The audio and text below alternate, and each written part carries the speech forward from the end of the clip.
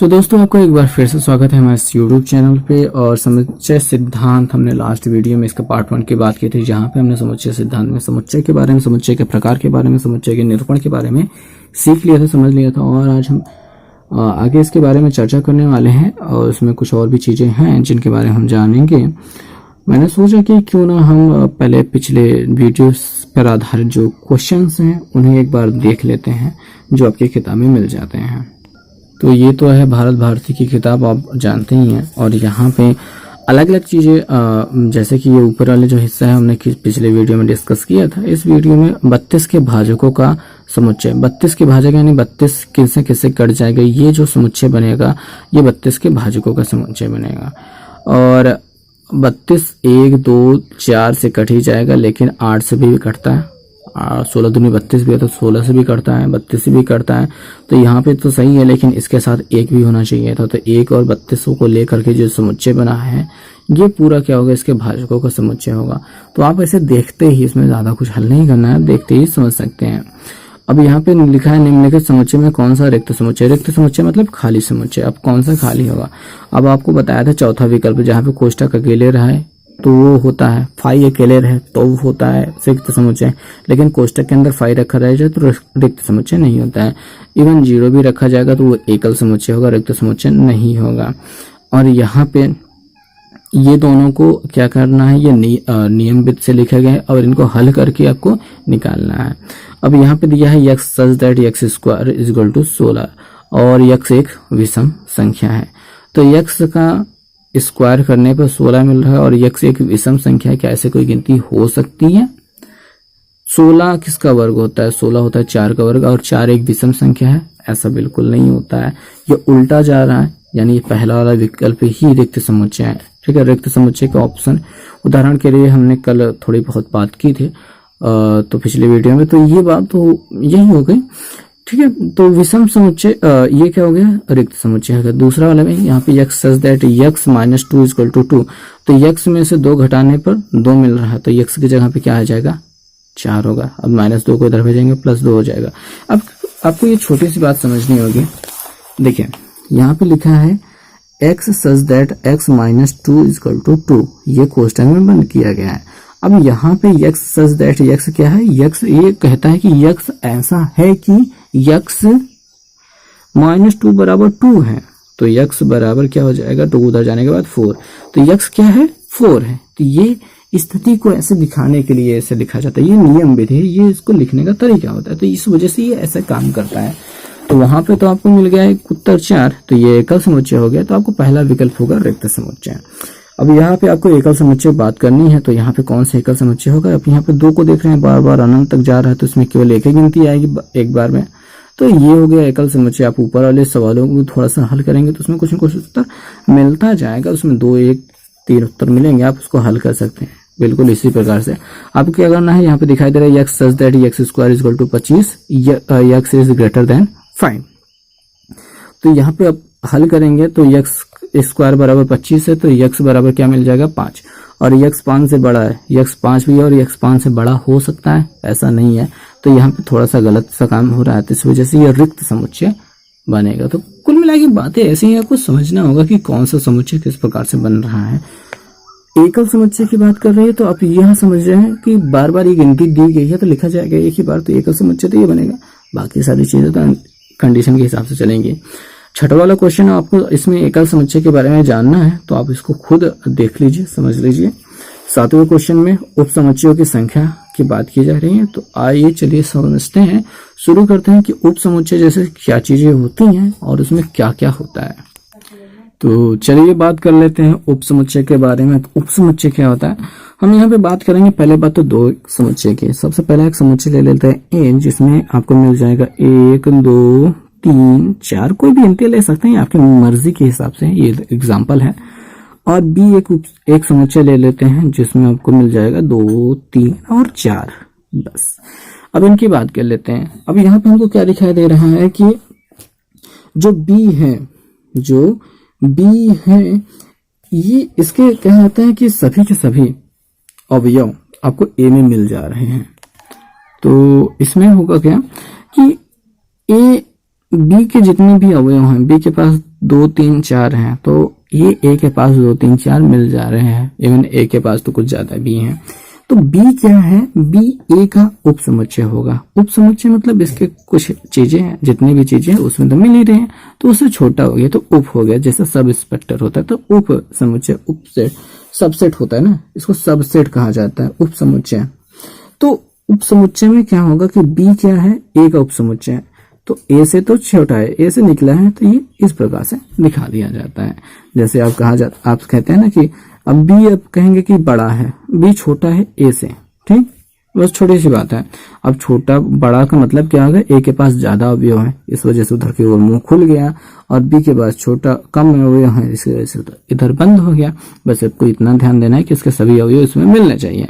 मिल रहे हैं तो बस इसी को टेढ़ा यू बना दीजिए, तो इसको कहा जाता है उप समुच्चय। ये इससे रिलेटेड है, मैंने आपको ये समझाने के लिए इसको बनाया है ताकि आपको याद हो जाए कि उसका मुंह किधर की ओर खुलेगा। तो यू बनता है, और यू को उप समुच्चय कहा जाता है, सबसेट कहा जाता है। ये तब होता है जब बी के सभी अवयव ए में मिल जाएंगे, तो ये बन जाता है उप समुच्चय। और बात कर लेंगे अधि समुच्चय, इसी से रिलेटेड होता है, इसी का उल्टा होता है। जैसे कि बी ए का, इसको कहा जाएगा बी ए का उप समुच्चय है, ठीक है, ये कहा जाएगा। अब बी ए से इस प्रकार रिलेटेड है, तो ए भी बी से किसी प्रकार रिलेटेड होगा, यानी कि उसका उल्टा। जैसे कि एक पिता होता है तो दूसरा पुत्र होता है, ठीक है। जैसे ए बी का पिता है तो बी भी ए का पुत्र है, तो ये कंडीशन बनती है। तो ऐसे ही बी ए का उप समुच्चय है तो ए बी का अधि समुच्चय है, तो उसी का रिवर्स। तो हमको बस इसे इतना से करना है कि ए अधि समुच्चय है बी का, ये उल्टा लिखा देना, लगाना वैसे नहीं है, बस अधि समुच्चय कहा जाएगा तो यानी ए बड़ा है, ए अधि समुच्चय है किसका, बी का, जिसके कहा जाएगा वो बाद में लगा दिया जाएगा। कंडीशन और उदाहरण यही रहेंगे, और कुछ इसमें बदलने वाला नहीं है, कुछ भी विशेष बड़ी बात नहीं है। उप समुच्चय यानी कि बी के सभी अवयव ए में मिल रहे हैं, और उसी का उल्टा कर दिया जाए तो ए बी का अधि समुच्चय है। और दूसरी बात आ जाती है, तीसरी बात जो हमको इसमें जाननी होगी वो होगी उचित उप समुच्चय। उचित उप समुच्चय क्या होता है, ठीक है, ये समुच्चय से उप समुच्चय से ये रिलेटेड पूरी चीजें होती है, बट उसमें उचित क्या होता है, उचित ये कहलाएगा, देखिए बी उचित उप समुच्चय, तो यहाँ पे एक बराबर का चिन्ह भी लग जाता है, ठीक है, इसे उचित उप समुच्चय कहा जाता है। उचित उप समुच्चय यानी प्रॉपर सबसेट।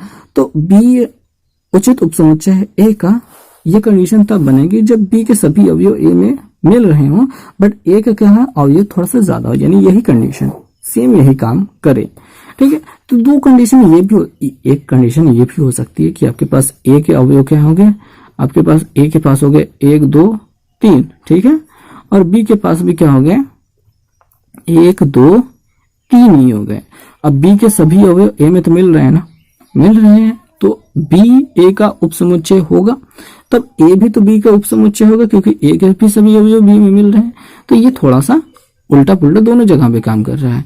इसी वजह से उचित यानी कि सही कब होगा, सही उपसमुच्चय तभी कहा जाएगा, मतलब बहुत अच्छे से तभी कहा जाएगा जब केवल बी के अवयव ए में मिल रहे हो। अब ए का भी इसमें मिलने लगे, यानी दोनों जब बराबर हो जाएंगे तो थोड़ा सा उल्टा पड़ जाएगा। इसी को कहा जाता है विषम उपसमुच्चय, ठीक है, विषम उपसमुच्चय। तो अब इसमें याद करने जैसे कोई बड़ी चीज नहीं है, बस छोटी सी बात आपको ये याद रखनी है कि आपके पास एक उपसमुच्चय है ए ऐसा एक समुच्चय है, और बी क्या है, उसके बीच में थोड़ा सा मतलब क्या है कि उस ए के पास जितने अवयव हैं बी के पास उतने अवयव नहीं है, लेकिन बी के जितने भी हिस्से हैं वो ए के अंतर्गत ही आते हैं। तो बी क्या हो गया, ए का उपसमुच्चय हो गया, और ए जो हो गया बी का अधिसमुच्चय हो गया, और इसी कंडीशन में बी को ए का उचित उपसमुच्चय भी कहा जाएगा। बट एक कंडीशन ये आ जाए कि ए के जितने अवयव हैं वही अवयव बी के भी हैं, ठीक है, सेम वही चीजें। तो ऐसे में थोड़ा सा विषम उपसमुच्चय बनेगा, और ये कंडीशन ऐसे ही बनती है। तो आई होप चित्र से आपको अच्छे से समझ में आया होगा।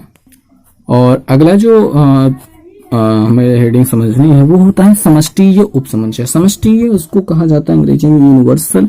अब यूनिवर्सल का मतलब यूनिवर्स से है, यूनिवर्स से मतलब संपूर्ण से बात हो रही है, ठीक है, संपूर्ण से बात हो रही है, तो ये कहलाता है समष्टीय समुच्चय। मतलब उपसमुच्चय मतलब कि समष्टीय समुच्चय, सॉरी उप नहीं रहेगा, समष्टीय समुच्चय मतलब संपूर्ण।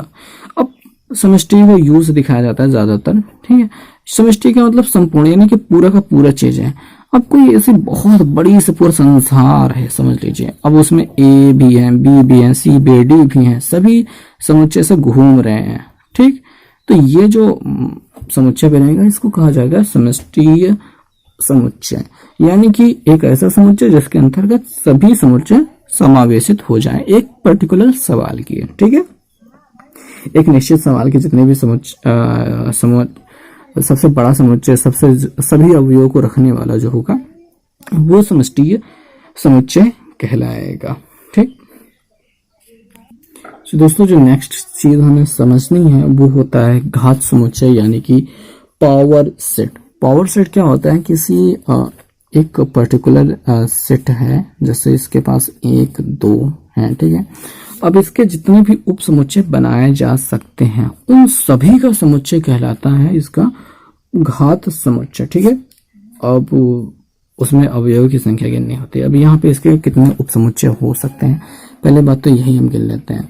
जैसे ए में 1 और 2 है, तो अगर 1 को अकेले रखा जाएगा तो ये भी इसका उप समुच्चय बनेगा, 2 को अकेले रखा जाएगा तो ये भी इसका उप समुच्चय बनेगा, 1 और 2 को साथ में रखा जाएगा, ठीक है, तो ये भी इसका उप समुच्चय बनेगा। इसमें से हमने निकाला है।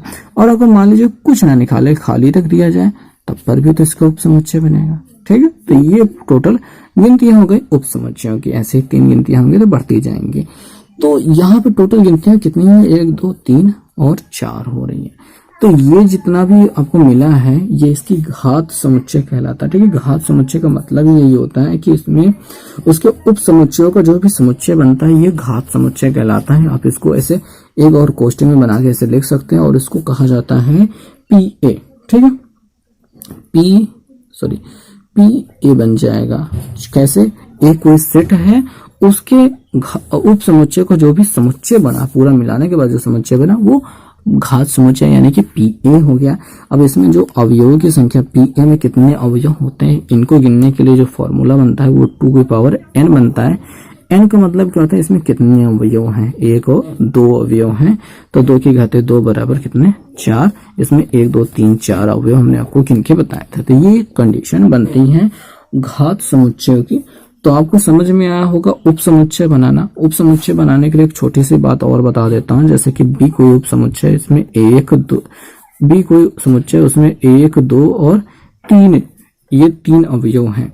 अब इसमें उप समुच्चय थोड़ा सा बनाना देख लेते हैं। सबसे पहले बात तो हम सिंगल सिंगल रखेंगे। तो ये एक समुच्चय बना, 2 बना, 2 को लेकर के, ठीक है, फिर 3 को लेकर के एक उप समुच्चय बना, फिर 2 लोगों को लेते हैं, 1 2 लिया, ठीक है, 1 को लिया, 2 को लिया तो ये एक उप समुच्चय बना, फिर 2 और 3 को लिया तो ये एक उप समुच्चय बना, फिर 1 को और 3 को लिया तो ये एक उप समुच्चय बना।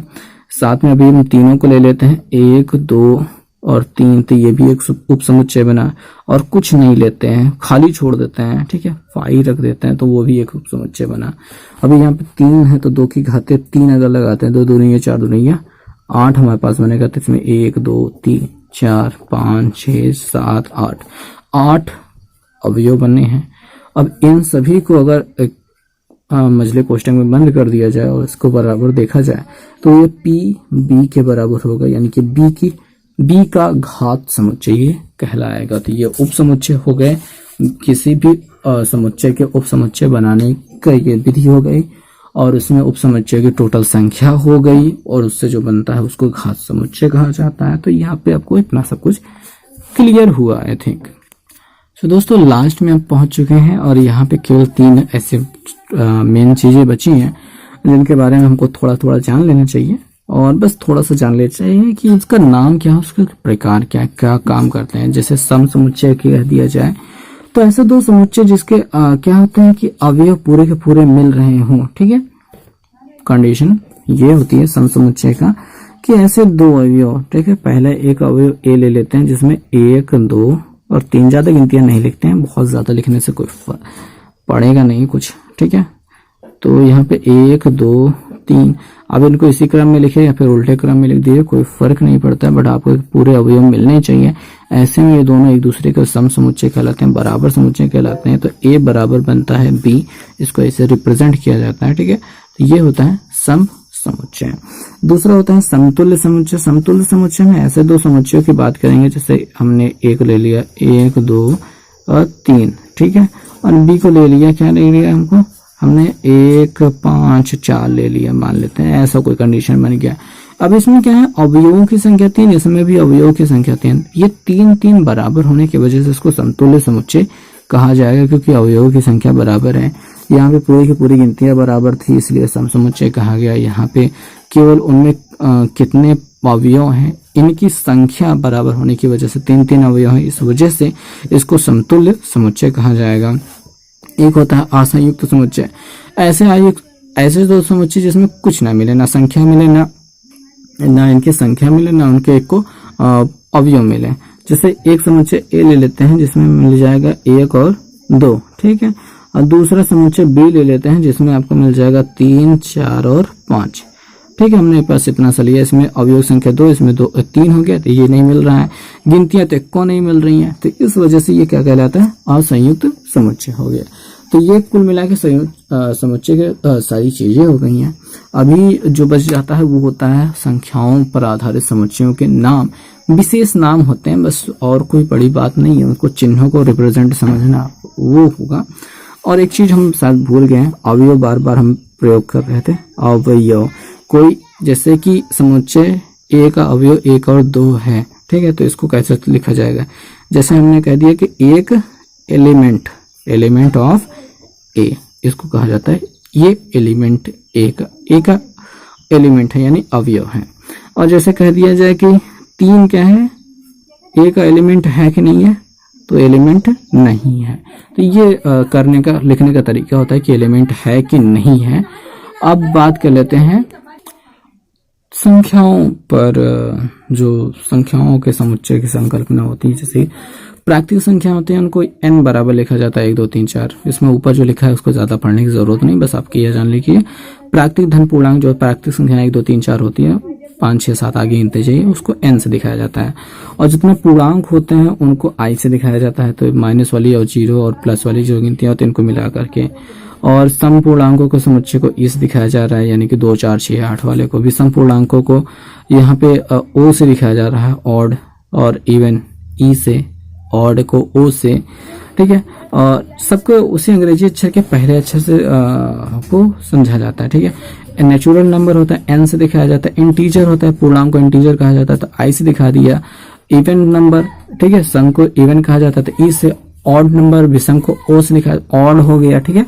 तो ऐसे करके परिमेय संख्याओं का समुच्चय, ठीक है। यहाँ पे क्या होता है, रेशनल नंबर आर से दिखाया जा रहा है, आर है, ठीक है, रेशनल नंबर, यानी कि बटे में जितनी भी गिनतियां होती हैं हो सकती हैं उन सबका समुच्चय को।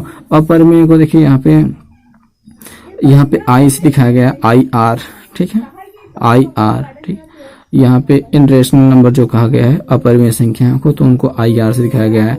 वास्तविक को रियल नंबर कहा जाता है, तो आर से दिखाया जा रहा है। तो यहाँ पे ये चीजें बनती हैं। और वेन आरेख चित्रण, वेन आरेख के चित्रण के बारे में आपको मैंने बताया, मैंने चित्र बना के समझाया था, जो चीजें वही हो गया। यू क्या हो गया, समष्टि समुच्चय, यानी कि उसमें सब कुछ आ जाता है। ए और बी थोड़ा थोड़ा मिल रहे हैं और थोड़ा थोड़ा नहीं मिल रहे हैं। बी ए का उप समुच्चय है, और यहाँ पे ए और बी के बीच में कोई रिलेशन नहीं है, ठीक है। तो ये चीजें हो गई वेन आरेख से संबंधित। वेन आरेख से और भी चीजें यहाँ पे समझ में आएंगी। और फिलहाल के लिए यहाँ पे जितने भी थ्योरी थी वो होती हैं खत्म। अब कुछ एग्जाम्पल हैं और क्वेश्चंस हैं, उनको देख लेते हैं। जैसे कि यहाँ पे उपसमुच्चयों की संख्या ज्ञात करनी थी, 7वें सवाल हमने जो पिछले भी थोड़ी देर पहले छोड़ी थी। तो यहाँ पे टोटल 5 अवयव हैं, 5 की घाते 2 की घाते 5 बराबर आप करेंगे, तो 2 को 5 बार गुणा करेंगे तो आपको जितना भी मिलेगा वो आपका उत्तर हो जाएगा, ठीक है। और यहाँ पे बात करेंगे समुच्चयों की परिमित अपरिमित होने की, तो ये आप तो गिन लेंगे, वहाँ पे आप परिमित अपरिमित देख लीजिएगा। और यहाँ पे दिया गया है कि इनमें से यहाँ पे एक समुच्चय है जिसमें 2, 4 और ये 5, 6 कुल मिला के जोड़ कर एक, ठीक है, एक एलिमेंट है, और 8 ये कुल मिला के है। अब इसमें कौन सा कथन सही है? ठीक है, जो 5 और 6 है ये उप समुच्चय दिया गया है ए का, तो ये उप समुच्चय नहीं बनेगा, वो उसका एलिमेंट बनेगा। एलिमेंट मतलब ये जो ई से दिखाया जाता है, जैसे 2 के अकेले कहा जाएगा तो 2 क्या है? ए का एलिमेंट है, ना कि उप समुच्चय है। उप समुच्चय दिखाने के लिए इसको कोष्टक में बंद करना पड़ेगा। अगर इसको भी अगर हमको लगाना है कि ये इसका उप समुच्चय है, ठीक है, तो क्या होगा कि ऐसा दिखाना पड़ेगा। 5 और 6 क्या है? ये मिलकर एक समुच्चय बन रहे हैं, लेकिन ए के संदर्भ में वो उप समुच्चय तब बनेंगे जब एक और कोष्टक लगाया जाएगा, ठीक है, डबल कोष्टक लगाया जाएगा तब बनेंगे, नहीं तो वो क्या होंगे? वो अवयव होंगे। यानी 5 और 6 क्या है?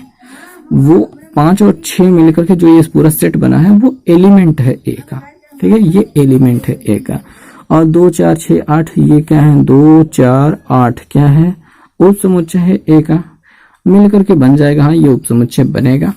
और ये एलिमेंट है, हाँ ये भी बनेगा। लेकिन इसमें कौन सा पूछ है? कौन सा कथन असत्य है? तो ये तो सही है, ये इसका उप समुच्चय सही है, ये एलिमेंट है सही है, ये भी एलिमेंट है सही है, ये पहला वाला विकल्प गलत है, ठीक है। कंडीशन आपको बता दी हमने।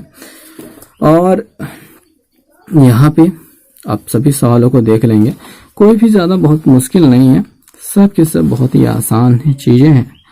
और बस हो गया यहाँ पे ये चैप्टर पूरा खत्म। उम्मीद है आपको समुच्चय समझ में आया होगा। आप इन क्वेश्चंस को देख लीजिए, जिनमें भी मुश्किल हो रही होगी तो उसके लिए हम आपको अलग से वीडियो ला देंगे।